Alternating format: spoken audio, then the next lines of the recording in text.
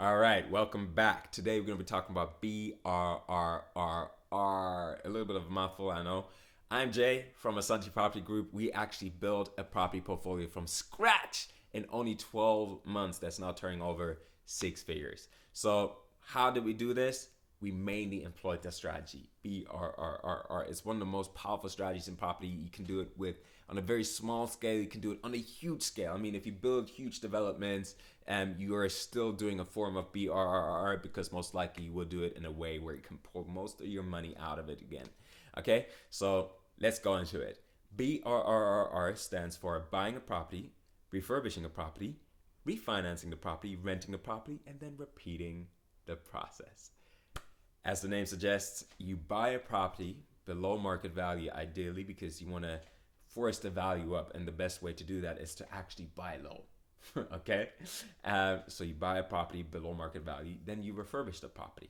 You have your contractors come in, do all the work, put in the kitchen, the bathroom, the floor, all of the things, the nice specs that you want to have in the property. But go about it intelligently in a way that you have it look great, but also you want to watch the budget on this because ideally you want to refurb and refinance and still pull profit out of the property, okay?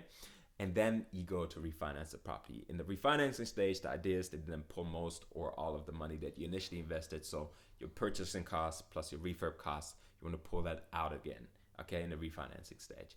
And then you rent the property. You present this beautiful new home to your new tenants who are going to be so proud to call this home because it's new, it's shiny, it's beautiful, and you're going to have that feeling of pride that you provided a home to another person from the community. Okay, and then once you rented the property, you repeat. Now you have this pot of cash again that you started with to start with. The only difference is you now have a cash flowing property in the background that's providing you profits and as a home to somebody. You There is two folds to this. You actually brought back a home that was probably uninhabitable back to the market for somebody to live in and actually use as a home. And secondly, you now have passive cash flow from your rental income. Okay, passive cash flow is what we call if your rental income is higher than your monthly expenses, your monthly outgoings of that same property. So, for example, when you refinance a property, you have mortgage rates to pay. Then, if the rent is higher than your mortgage rates, and if you cover bills as well, higher than your bills as well, then at this stage, you have cash flow because the difference between the rent and the difference between your mortgage rates is profit. So say I have a property and I'm renting it for £1,000. My mortgage is £800, which means I have £200 of cash flow. Which means, in a year, I have a profit over the entire year. I have a profit of 2,400. Not bad. Am I maxing my numbers out completely wrong? No, it is. Yeah. Okay, good. Cool. So we got the gist of this. My head math might not be on point, but you got what I'm getting at. And so once you basically did this once, bought the property, refurbished the property, refinanced the property, and then rented the property and pulled all your cash out again, then you go again and you do the same thing on another property. So you got the gist of this. Before I kind of close on this, there's three main numbers that we need to know about this. There is the number which we call the GDV, which stands for gross development value. Gross development value is just a fancy word for what is the end value here? Like how much is this property worth once I've done all the work on this, right? So you need to know this figure. This is really important. Even before you go into any deal, you need to know what the gross development value is. If you're starting, always have your deals maybe checked by a mentor or somebody who has really good experience in this. There is ways to work out the gross development value, which I'm not going to go into deep detail here right now, but you want to know how to do this, okay? You can look at comparables in the area. You can get even surveyors out to get the property professionally valued for you. There's ways to do this.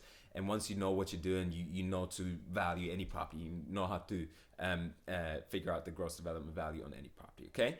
So number two, what you want to know is the refurb costs. How much does it cost to actually refurb this property? Great way to figure out is to actually ask contractors who do refurbs all day, every day, how much would it cost me to refurb this entire property if you were to do it? So work those numbers out before you actually close and put money into the property. Work those numbers out beforehand, okay? Because last thing that you want to do is buy the property, then ask a contractor how much is it going to be worth, and you thought it was going to be 15K, but really it's 50K. Bad surprise. Don't want to have that. Okay. So, and then the last thing that you want to need to know is what is the price that you should be offering. And the way to know what the price is that you should be offering is, number one, you want to have at least 25% profit in the deal. And then, of course, you start with the GDV. What's the GDV? Say it's 200K. Your 25% profit of 200K would be 50K. So deduct that, 50K off of the 200K. And that leaves you with, say, 150K for the purchase price and refurb. Now, you ask your contractors and they said, yeah, it's going to cost us around 50K to refurb this completely for you, sir or ma'am. Then you have 100K left that you can offer on this property. And that's exactly what you'll do. You offer that 100K that's left on the property. And then once you complete it on the refurb and on the deal and the purchase and all of that, you then refinance and pull all of your money out of it again. The reason why you're pulling all of your money out of it again is because, generally speaking, when you refinance a property, it's usually in the UK, as of right now as we speak, is usually the standard is 75% loan to value. What does that mean? 75% loan to value. Jeremiah's throwing all those terms out here. I don't understand. I can't keep up. What are you talking about? 75% loan to value means that based on the new value of this property, you can then take out a mortgage of 75% of the value of that property. Okay? So what is 75% of 200K? Well done. 150K. Exactly. You got there. Very good. So 75% of 200K in this example would be 150K. So this is really the maximum that you can have in costs. If you want to pull all your money out of it again, the maximum that you can have in costs for this entire deal. Okay? So in this case, it would be 100K for the purchase and 50K for the refurb. Okay? So I hope this was helpful to you. I hope you feel a little bit more equipped now when you go into a BRRR deal. You kind of know what you're talking about.